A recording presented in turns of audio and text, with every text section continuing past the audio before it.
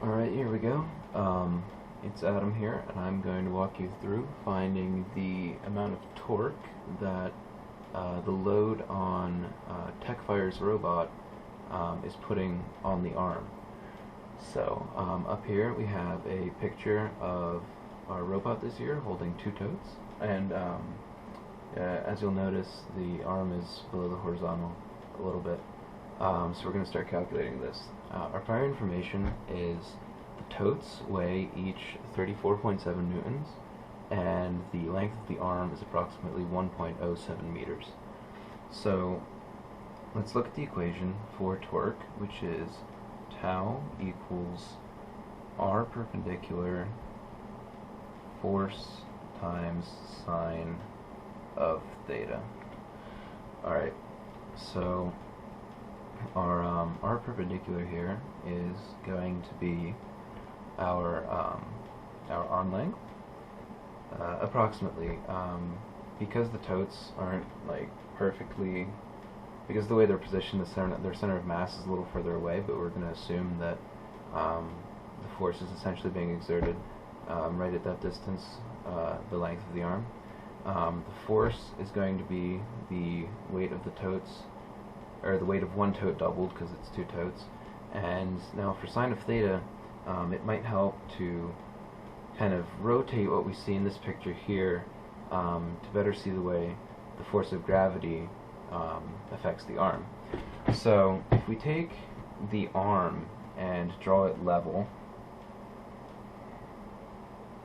and then draw the totes, they would be relative to the arm. I mean, this is a really bad drawing, but let's just go with it.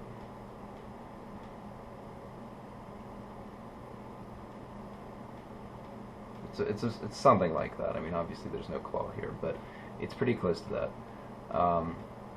So the arm, it's not perfect, we can't really tell in the picture, but let's say it's about 30 degrees below the horizontal. And so I don't want to go into the proving it with geometry, but if you just kind of think about it, that means that the totes are angled away from the horizontal 30 degrees.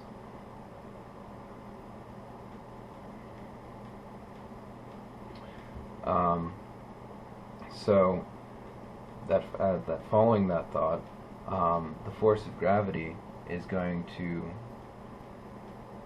pull the totes down in this direction, which is 30 degrees away from perpendicular to the arm. So that's going to be our degree, our angle for sine of theta. So let's substitute these values into the equation.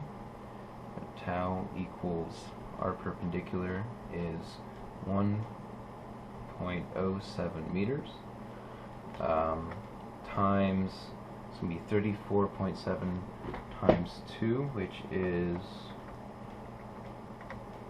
69.4 newtons, times the sine of, like we said here, 30 degrees. Make sure you can see that. So we just plug this into our calculator. It's going to be 1.07 times 69.4 times the sine of 30. Make sure you're in degrees and you should be good to go. We'll find that torque equals 37.1. If you look at the units here, it's going to come out to meter newtons, which are the correct units for torque. So I hope you've enjoyed that. I don't believe that we'll have to do a problem like this on the test where gravity is pulling down at an angle to an arm, but I hope you can see how it's pretty easily applicable to other problems.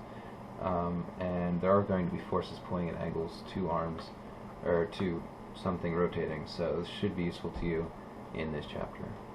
Thank you.